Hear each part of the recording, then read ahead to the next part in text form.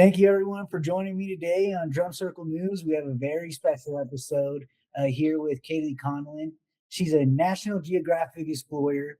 She's a Wings Woman of Discovery Fellow, a director of the environmental nonprofit Eco Institute, and researcher of environment climate change at the University of Notre Dame. So, Katie, thank you for joining us today. Could you please come in and give yourself an introduction? Yeah, Dylan, thank you so much for having me. It's a pleasure and a blessing. Um, I wear many hats. Over many years, I've mostly been a field researcher. So I'm out in the field doing research on the environment, on climate impacts, on plastic pollution. And I've mostly been doing that in South Asia, specifically in the Himalaya, in India, Nepal, and Bhutan, also in Sri Lanka. And so for that work, I've worked with National Geographic as an explorer. I've also been won awards as an explorer and have published on my research. And a lot of that work now it is through my nonprofit, through Ecological Institute. And but these days this last year I've been at the University of Notre Dame, where I have been doing research related to the fieldwork on environment and climate change, specifically around what's going on with the glaciers, not only in the Himalaya, but worldwide. You're doing so much incredible things around the world, really. You're involved in a lot. We actually came into introduction through Home for Humanity's One Home Journey. So I want to give a big shout out to Rama and Alexander, who are also doing incredible things around the world. Katie and I, we had worked on a grant together, helping out Home for Humanity.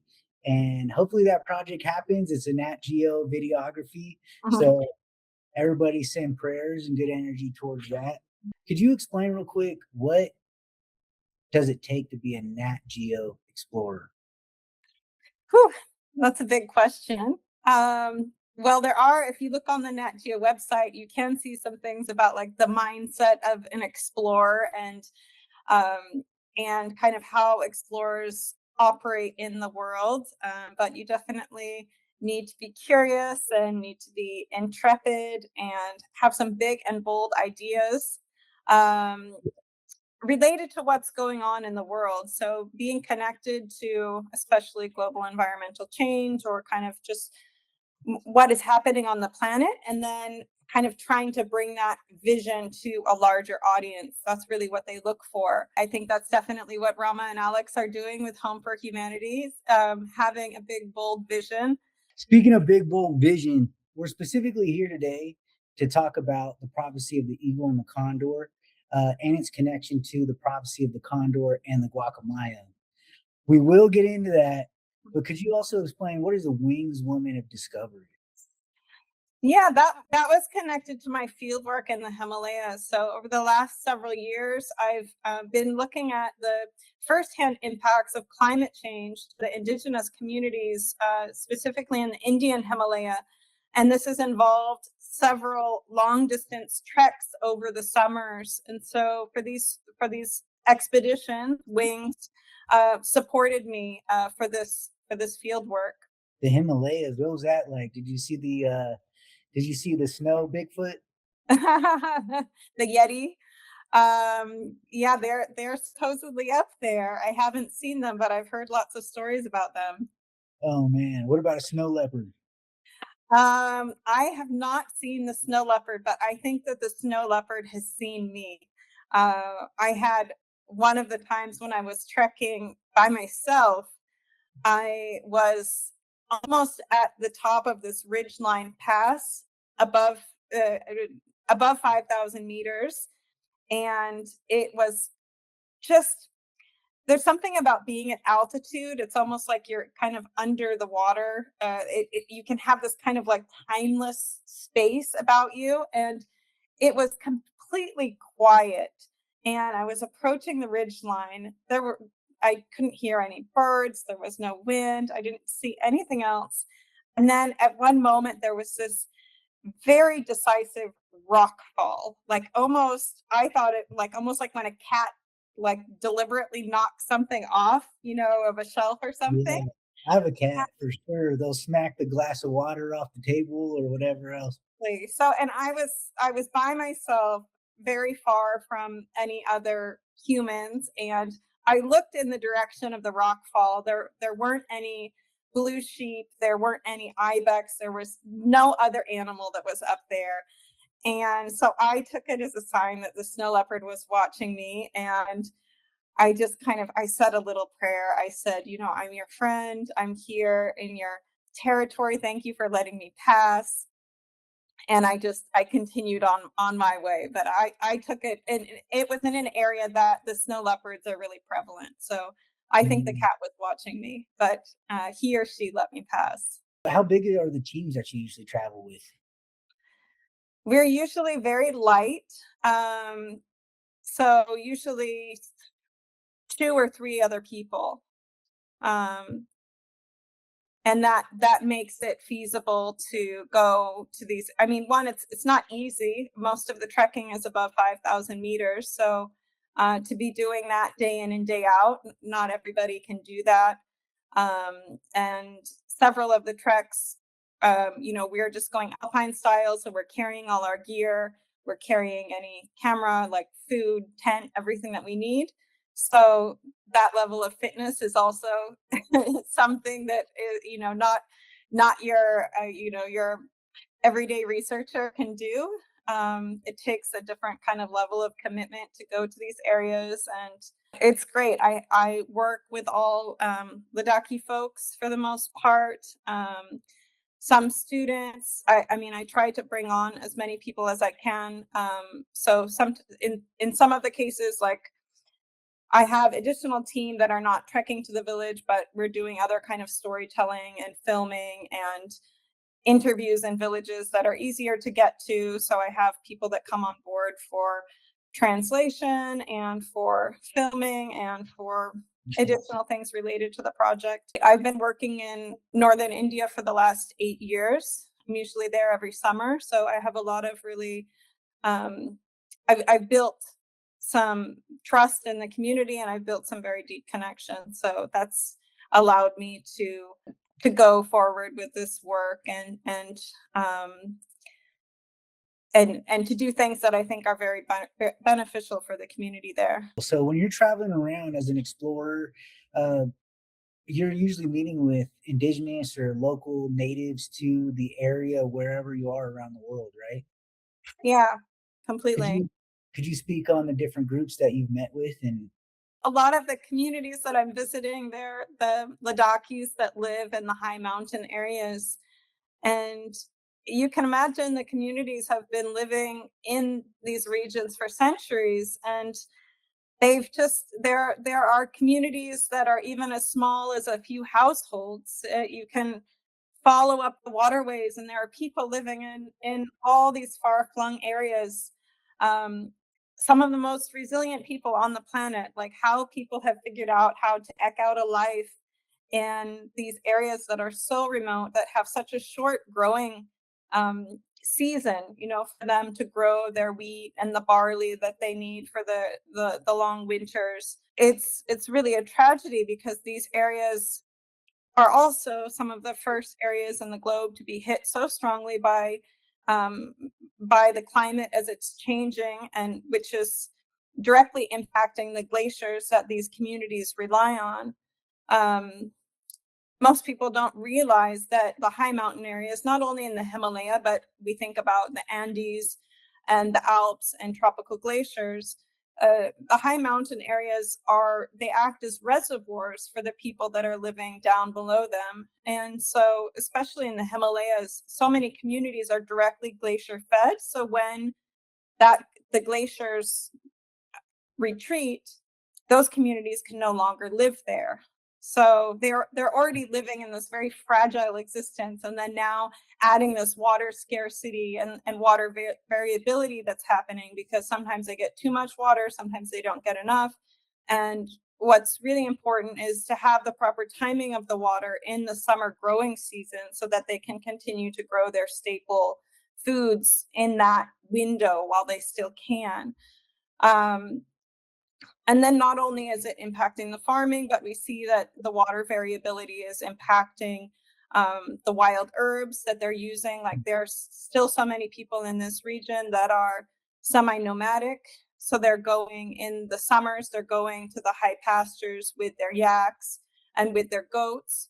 And so they have a very intricate knowledge system of knowing where to go at what time for the high mountain grasses and the herbs that the animals depend on.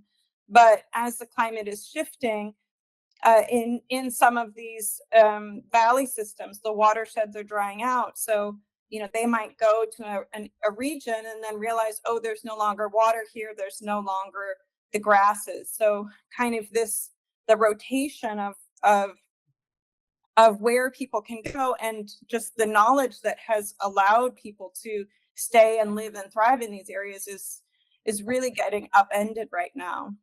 That's amazing that you speak about that because, well, what you're describing to me sounds like traditional ecological knowledge that indigenous people carry. It's just thousands and thousands of years since time immemorial of them just being living in relationship with the land. Indigenous people were the first ones to experience climate change because of that relationship. If you're living in a city, you're not going to notice it if you walk outside and all you see is concrete and you see pavement and you see a couple trees that are planted in the park and that's taken care of by, the city parks or whatever else. But when you're a native and you live in relationship with the land, you're going out there and we're the ones that are interacting with the trees and the forest and the bushes and the animals and the river systems, the creeks. And so, where a creek used to turn left and then now it goes right and it's dried up, we're going to notice that, and so that's incredible that you can speak on that. Yeah, completely. I mean, where you could go, for instance, to a city in the US and try to have a conversation with people about climate change, and you would get kind of a mixed response about people's awareness about what is happening and how they've personally been impacted, right? But in the high Himalaya, everybody knows that the climate is changing. Like it's not something that's debated because people are living, they're still completely interwoven and interconnected with the landscape. And so depending on who you're talking to, then you get kind of this range of responses about their awareness of what is going on and how it's impacted them directly. So for instance, in my interviews, I've interviewed people across the board. So like there are traditional healers, and so from their perspective, it's where are the medicinal herbs and how is that changing? Herbs that you used to be able to find at 3,000 meters, maybe you can only find them at 3,500 now, or maybe certain range areas where you used to find them. There's also, it's kind of climate change coupled with the development. So not only do you have the shifting climate, the shifting precipitation patterns, but then you have roads that are fragmenting landscapes and driving animals and fragmenting where you can find traditional like plants that people have depended on for centuries. So, and then, like I said, if you're talking to a herder, then they have a very specific set of knowledge around what is changing and how it's impacting their goats or how it's impacting their yaks. If you speak with a farmer, then also, they'll say like the timing of the harvest, like they have a very specific knowledge of what they need to do when for the harvest, when they need to plant the seeds, when they need to till the land, when they have the harvest. And when these systems are thrown off kilter, it disrupts everything. So yeah, the people there, they have a very, very intimate, a very nuanced understanding of the landscape, the the endemic plant species, the animal species in the area. And so they're seeing firsthand really, they can all speak to what's going on from a first. It's not like climate change is going to impact them in 5 or 10 years or something. It's like, no, it's already impacting them in so many ways right now. That's really important to talk about. And so I guess that feeds into the you being the director of the environmental nonprofit profit Eco Seva. Am I saying that right? Yeah. Eco, Okay. a seva is a Sanskrit concept of service. It's like selfless service. And so eco seva is like service to the earth. Could you explain your nonprofit and what you do with that? Yeah, so we take on a range of projects related to the environment. So we've done work related to plastic pollution in the Himalaya. We've been doing work related to glaciers. So far we're pretty small. We're kind of a small and nimble team, but I'll give you the link to the website so people can kind of see like the range of things that we work on. Awesome. I'll put the link in the bio. Everybody go check it out. Go look at the nonprofit and all the amazing stuff that they're involved in over there. And you're also a researcher for the University of Notre Dame as far as climate change goes.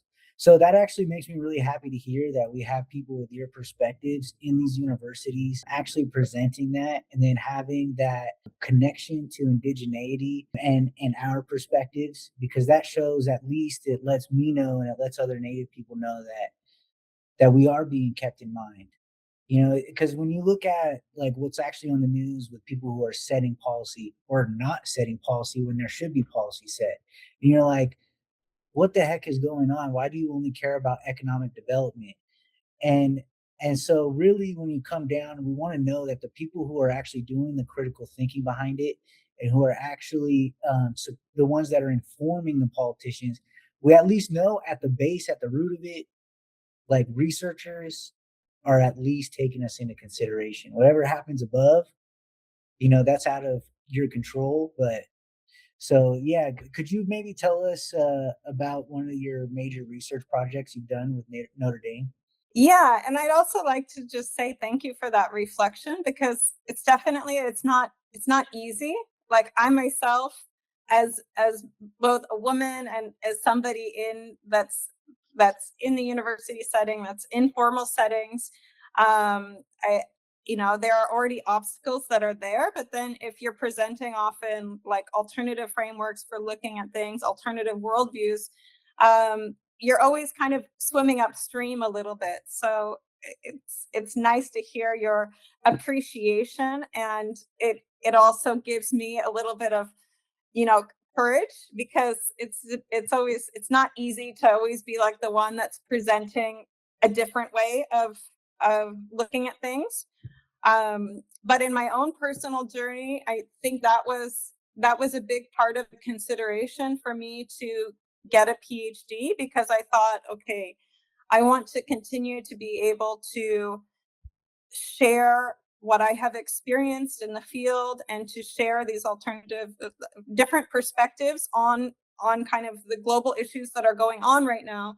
And having a PhD kind of allows you to it gives you a platform to stand on so that people take you seriously, even if you're sharing an uncomfortable truth or if you're sharing something that people are not necessarily used to hearing, especially in these kind of settings. So thank you for that kind of reflection on the value of these conversations in the formal setting also. Well, see, indigenous people, we value the voice of women. I think that's important to state. You talk about having barriers as a woman in these spaces, and that doesn't happen in indigenous communities. All right, so let's get into it. While we're all here, the prophecy of the Condor and the Guacamayo. I'm gonna be honest with you. I personally hadn't heard of that. I've definitely heard talks of uh, abuelos and medicine people coming together in the rainforest and in South America, and I knew something was coming up the chain. I could feel it. I've had people, mention inklings of it, especially my buddy Sal. Sal was my first interview. So if you go all the way back to the beginning and you watch my interview with Sal, that was, probably almost 3 years ago now. He was the one who had actually told me that something was coming, and he had gifted me two macaw feathers. And so full circle back around, here we are. I'm finding out about the Condor and the Guacamayo, and through a firsthand experience through Katie. And that's why it's such a blessing to have Katie on here today and tell us about what happened. So could we just maybe uh, start at the very beginning? Could you just explain to me what the prophecy of the Condor and the Guacamayo is? Yeah, and then I guess, and then we'll take it into kind of how I ended up going on this pilgrimage in Colombia, and then maybe a little bit of the backstory of how I kind of even got into the space where I was going on such a pilgrimage. Yeah, actually, okay. Let's take two steps back. Everybody wants to know about the Condor and the Guacamayo, but let's start with Katie's journey, and let's Yeah. start with that beginning. So I've already said that I've been working in the Himalaya for many, many years. I was based full time in India for the last seven years, but I have been going to the Himalayas as far back as 2008. So I have a very kind of deep and ongoing connection there, and it's both been on a professional level, but also on a spiritual level. So the spiritual pull of the Himalayas was kind of what initially brought me there and then kept me there over the years. And some years ago, I went on a pilgrimage to a place called Gangotri, which is part of a famous pilgrimage in India called the Chardham, which is visiting four key temples that are up in the high Himalaya that are only open in the summertime because the winter they're completely covered with snow. So I was in a place as a pilgrim. I was at Gangotri, and there's a village of Gangotri where there's a shrine, but what's actually above Gangotri is the source of the river Ganges, which is one of the most holy rivers in India, if not the world. And so I was there as a spiritual pilgrim, but also as somebody, as a lover of the mountains and as a lover of the Himalaya. So I was going to visit the sacred water source. And in order to actually get to the source, you leave this village, Gangotri, and you hike up 2 days to get to the source. And in this 2 days of walking, you're walking through the historical path of where this glacier used to be. And so this experience, I really didn't know before I set out. I knew that it was a trek to get up there, but I didn't realize that I was actually going to be walking through where the glacier had been. And so I was having these kind of profound downloads when I was there, that I am walking through the whole history of India, of the Vedas and the Upanishads and the Bhagavad Gita, and all of this water that represented the Indian civilization is no longer there. And then I finally get up to the mouth of the Ganges. And this is one of the most beautiful places in the Himalaya. Like, you're literally nestled up in this pocket in the heart of the Himalaya, surrounded by snow-capped glaciated mountains that are beautiful. And I had this very strong kind of feeling when I was there, like the Ganges herself was talking to me, and she said, "You have to do something to let people know what's happening here in the Himalaya." Like, she knew that I was a researcher. She knew that I, was focused on environmental issues. So I think your listeners could maybe understand this kind of a communication. Like, I wasn't on drugs or anything, but I had a very strong sense where she said, you need to do something, please, direct your work towards speaking out about glacier loss, about what's happening in the Himalayas. So that was a I was already working in the region, but I made a pivot to work on glacier and climate change issues as a result of this particular pilgrimage. I don't share this story necessarily like when I'm presenting an academic paper, but this is kind of at the foundation of my work, is this deep connection with the mountains, with the sacredness of the place, with the sacredness of these areas, and this feeling like, I have been called, I have been given a message to do this work specifically. And so fast forward, this December, I was invited to go on a pilgrimage to one of the 6 remaining tropical glaciers in Colombia.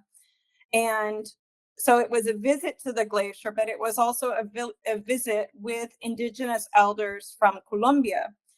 So when I was given this invitation, right away I said, yes, I want to come. This really aligns, because not many people are talking about the spiritual aspect of the glaciers and the spiritual connection. And so I knew it was something that I wanted to be part of.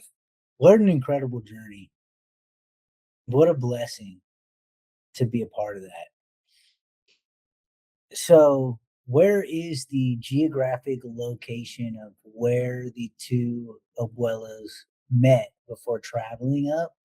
Could you explain that? Just because most people, you got to understand, geography, they stopped teaching that in school.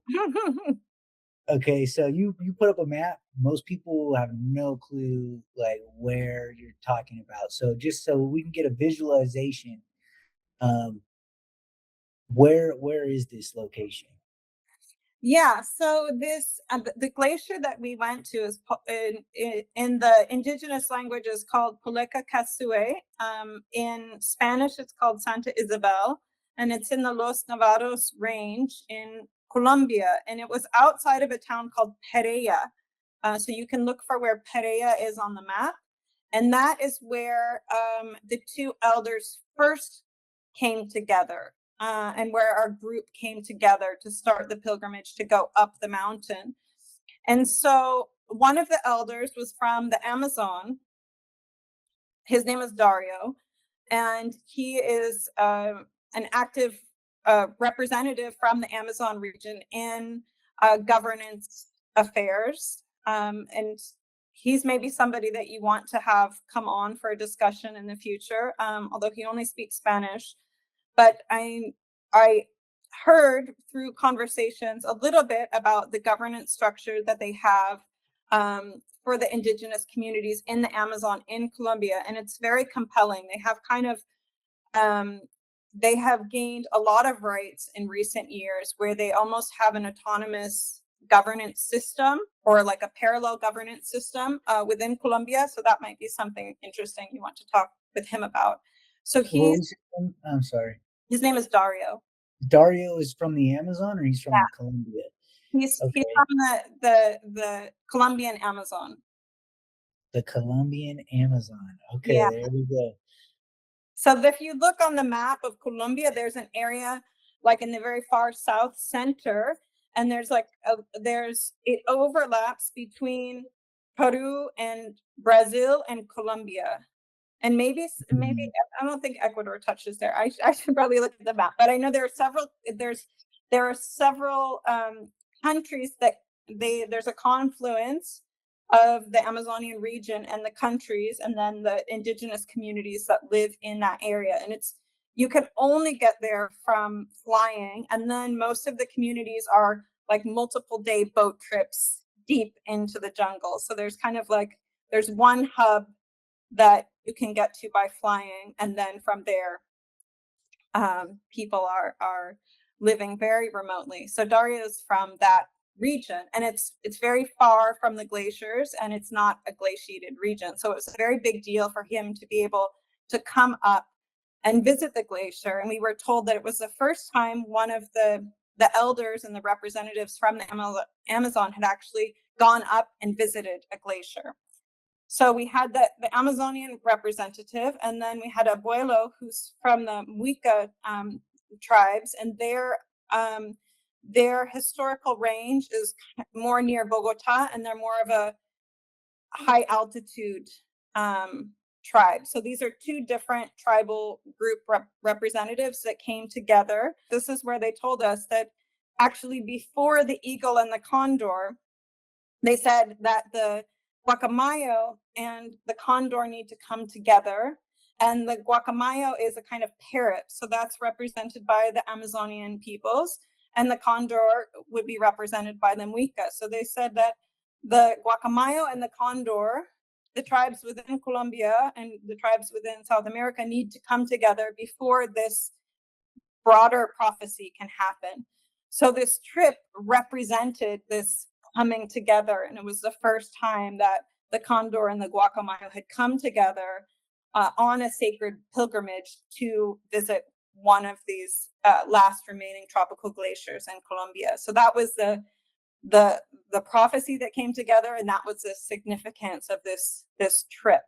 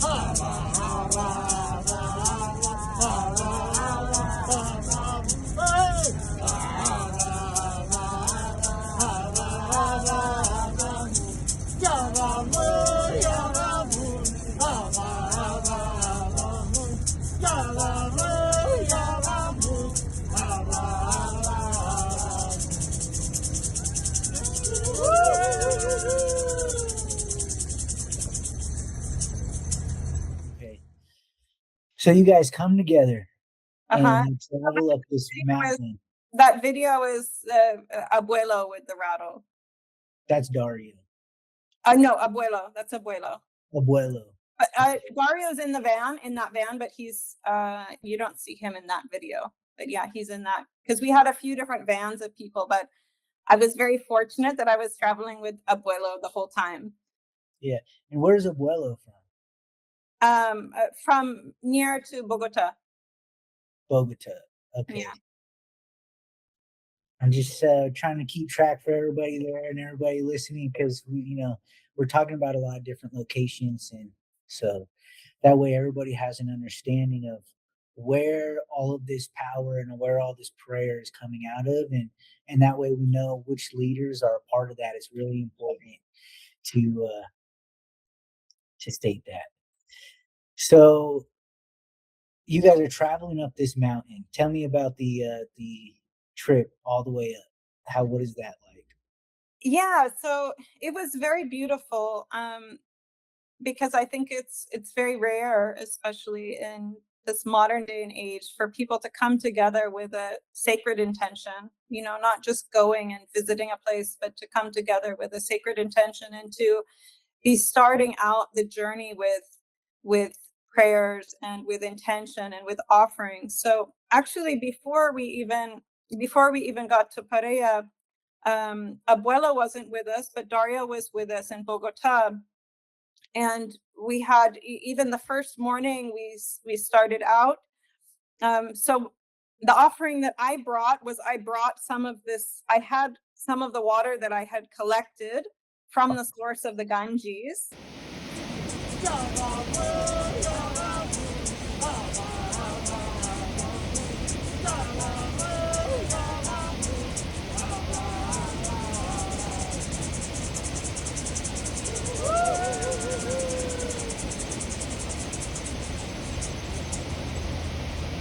So I brought that sacred water as an offering. And I also, right before I went to Colombia, I was in Mexico, and I went to one of their last remaining glaciers on Itaxihuatl. It's been declared extinct, but there's still ice there. This mountain behind me is actually the last remaining glacier in Mexico on Pico de Orizaba. So I had collected some of the water from Ixtaccíhuatl. So I had this water from the Ganges in Ixtaccíhuatl as my water offering. And the first morning we went around and I shared some of this water. I gave a blessing to everyone that was part of the core group of people that were going on this pilgrimage. So we started the morning out with intention. And when I brought this intention and gave this offering, Dario, the elder from the Amazon, he got very excited, and he brought out several pouches, and so he also gave us some offering of a red. I forget. I'll have to ask my friend what it was. It was a red paste protection that he gave us all, and some tobacco and prayer. So we started. That was the first morning, and then every day after, I think there were four days leading up to when we were going up the mountain. So every day leading up to going up the mountain, we were doing different ceremonies and singing songs and kind of creating this momentum around the intention and the offering. And that was the energy that was carrying us up the mountain. And so even you saw from the video, where Abuelo, he has his shaker and he's singing different songs. I mean, we were doing that for hours going up the mountain, singing the songs. He was passing around cocoa leaf to everyone, passing around offerings. And then periodically, as we were going up the mountain, we were stopping, and he was also giving prayers and offerings to the mountain, at various stages as we were going up. That sounds like an incredible journey, filled with significance. I can imagine that every spot that they stopped at has a specific significance behind why they stopped there and what they were doing, the types of offerings they were giving, the types of prayers that they were giving. And so it's such an incredible story to hear about through the eyes of someone who witnessed it. How did you find yourself accepted by these indigenous elders, to be a part of this journey? Was there a protocol? Was there some type of acceptance? There had to have been something, some significance where they looked at you and they were like, this woman is the one to join us on this journey. They didn't share that with us. I mean, it was a small, intimate group. So I'm sure there were some prayers and some intention setting beforehand. And uh, I'm not sure how exactly that was facilitated behind the scenes, but I'm very grateful that that we were all able to go on this journey together. eh, eh, ah, eh, eh, eh, eh, eh, eh, ah, eh, eh, ah. Yo, yo, yo, yo! So you guys make it to the top of the mountain. You finally made it there.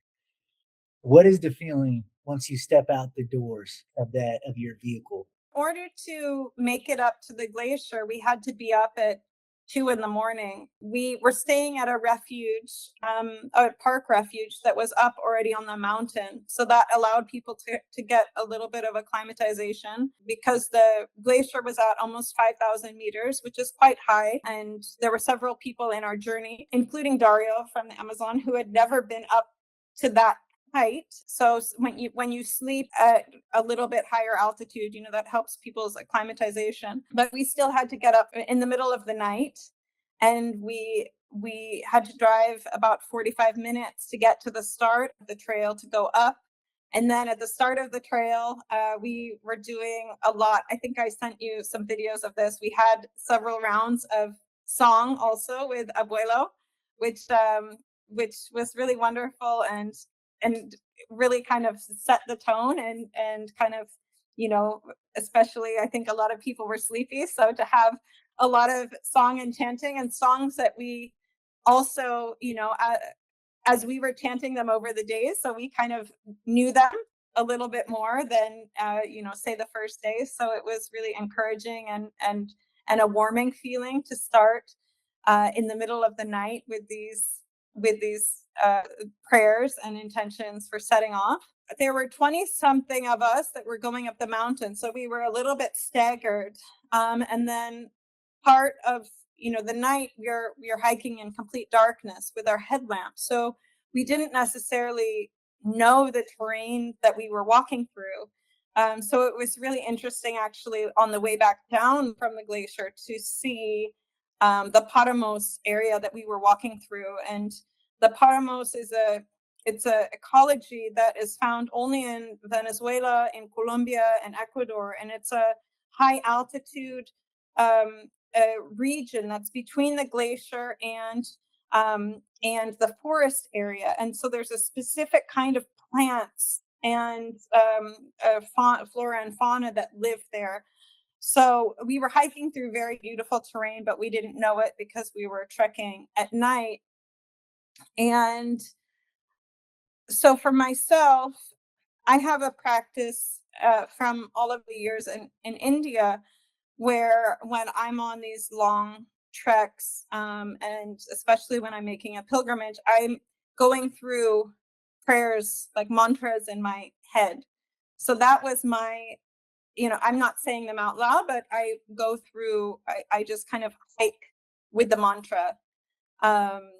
And that's something you hear that, in Tibetan Buddhism, you think of like when people are going on pilgrimage, they continue to go through a mantra that takes them to the stupas, to these holy places in the mountains. So it's a practice that I've evolved with over the years. And it's also really nice because you often go into your own thoughts. And so when you have different mantras or prayers that you're working with, it's something that, maybe you go into your thoughts, but then you can always come back to the mantra, to your intention. So it's kind of a reflective way to be present with the intention and to kind of come back into this, like into the sacred energy that you're carrying. So even if you come out of it for a while, you're looking around, you're having a snack or something, but then you walk on in silence, and then somehow you get back into your mantra and keep going up the mountain. So that, I can't speak for everyone that was on the journey, but that was the energy that I was carrying when I went up the mountain. We saw this particular mountain. They have some good signage on the mountain where they actually show where the glacier was, like in 1990. I forget the different demarcations. So you can actually see as you're going up the mountain, like the area that used to have glacier that no longer has glacier. So that's very stark when you realize that, like the glacier used to flow into all these different areas and it's no longer there. And then, so then by the time you finally get up to the glacier, you realize how precious it is. Like it's like such an anchor, a beacon for that region. You know, it's a shining light, reflecting the light of the planet, keeping the planet cool. And it's ancestral energy. I really feel that the glaciers they're like our grandparents. They're living entities. You know, they provide the living waters of the world. So when you reach the glacier, you have this feeling of, you know, it's not just ice, but you're with another entity that has a lot of messages, just like the glacier in India had a very specific message for me. So I think it's really important to go with an energy of reverence, and then also an energy of openness. Like what do these ancestors, what is their message? What is the message that they want to bring to us, especially in this time when they're retreating, you know, they're disappearing so quickly. Like they really have things that they want to tell us before they're gone completely. So I think it's up to us. It falls on us, our responsibility, our awareness of what's going on, to, you know, to listen and to be open to have these conversations, to kind of really try to understand our place in the world right now. That was some amazing storytelling. I'll say I could feel every part of it. I feel like I journeyed with you, and any indigenous group can understand the climbing of that mountain. Maybe not that specific mountain, but the climb to high country for prayer, for ceremony, the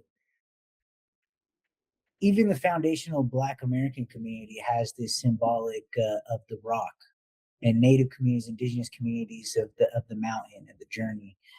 I think we can all resonate with that.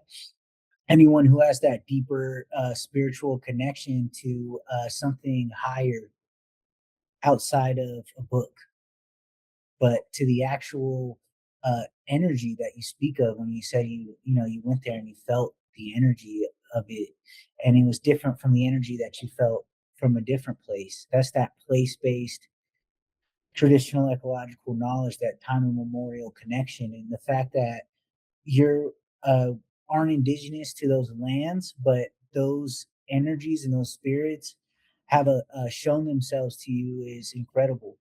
And it's an honor, and I'm happy that you're here on my podcast sharing those energies with me and my listeners. So I appreciate you, Katie. Thank you. From there, is there something more in the story that you would like to tell, or do you think you've kind of, is there something you're feeling called to share? From my work over the years and the reflections that I've had in the mountains, I feel that one of the biggest challenges, and I guess it's not just with the mountains, but it's our relationality with nature. Um, and it's how we understand these places that maybe we have started to lose touch with in the modern era. And glaciers, and in particular high mountain glaciers, because not so many people are trekking up, are making the effort to go to the high mountains. And even a lot of the people who are researchers, they research glaciers that are in the Arctic or the Antarctic. They're difficult to get to, but they're mostly going by boat or they're going by plane. But they're not glaciers that you have to go and trek for a whole day or multiple days, and have so much physical exertion to get to. So when we think about these high mountain glaciers that have been a part of indigenous communities around the globe for centuries, so like in the Himalaya, the mountain region is known as the abode of the law. They're the mountain spirits, they're the guardians, they're the protectors of the glaciers, and they're also the protectors of the animals that live at high altitude. So there has been this interconnection, this cosmology around the spirit of the mountain for time immemorial. And similarly, you see, like in Peru, there's possibly on several mountains, but I think it's at Asangate Mountain. They have an annual pilgrimage to this glacier, and they say that the glacier is the Apu, the home of the ancestor spirits of the guardians. Also, similarly, there's a similar kind of belief system in Kenya, on Mount Kenya. It's home to the Nagai. So I think it's not. This is kind of how humans have evolved around the planet. We've always had this interconnection between the people and the glaciers that are feeding us the water of life, and the people that are living in the proximity. So I would just encourage your listeners to consider, where are the glaciers in your area? Have you visited them? Like, what is your relationship with these waters? What do you know about them? Can you name your glaciers? Do you know how many glaciers are in your region? Or maybe the glaciers that your community once depended on that are no longer there even. So it's an invitation to reestablish the connection and the relationship that maybe has diminished or has been forgotten. And then to see what kind of conversations and dialogues come from this, because it is a really critical time from the scientific perspective, from what is actually happening on the planet. A lot of these glaciers will disappear by the end of the century. So we have this really kind of this very precious window to have these dialogues with this living ice while it's still here on the planet.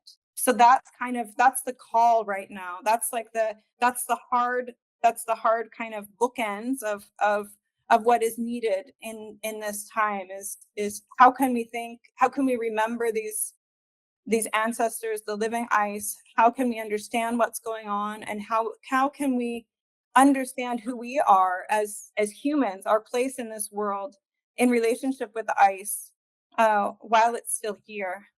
Ice is definitely one of the most powerful properties that the earth has to offer. And so it's such an incredible journey to be able to go and connect with these glaciers in remote areas that people don't give that care to. And I'm sure that's what they really appreciate, is the care that you bring to them, because that's feeding them life, giving them life and giving them that care, and then speaking and carrying their voice on, coming down the mountain with that medicine of their thoughts and prayers, and sharing that here.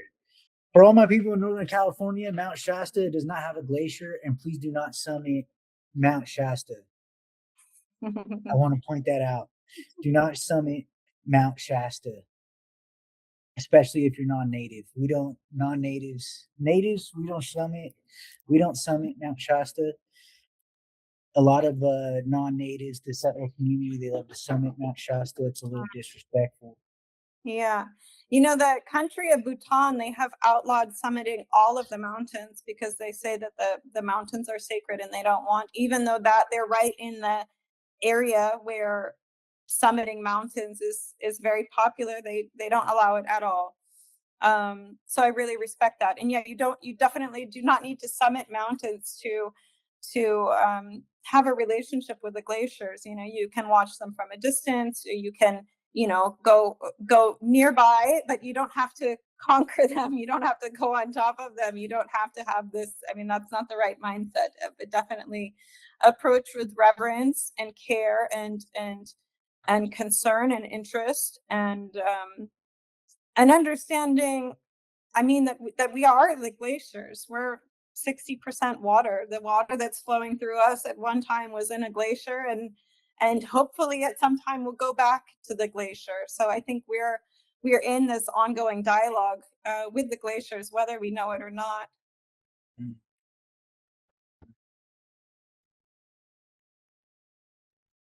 Well, I think this is a great place to end the conversation.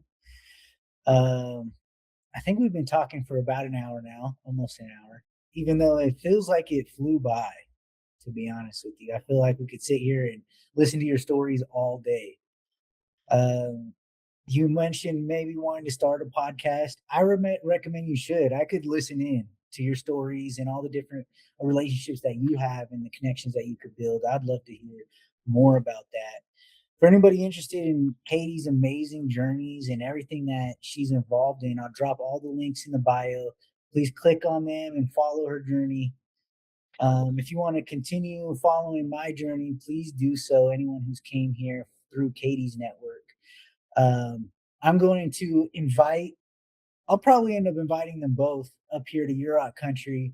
You know, I'm going to put a donation link in the bio. Anyone who wants to donate to get these Abuelos or Dario up here to Yurok country so we can start building those deeper connections, please click that link and help donate and make that happen. Thank you, everyone, for watching Drum Circle News. And you have a great day. Thank you.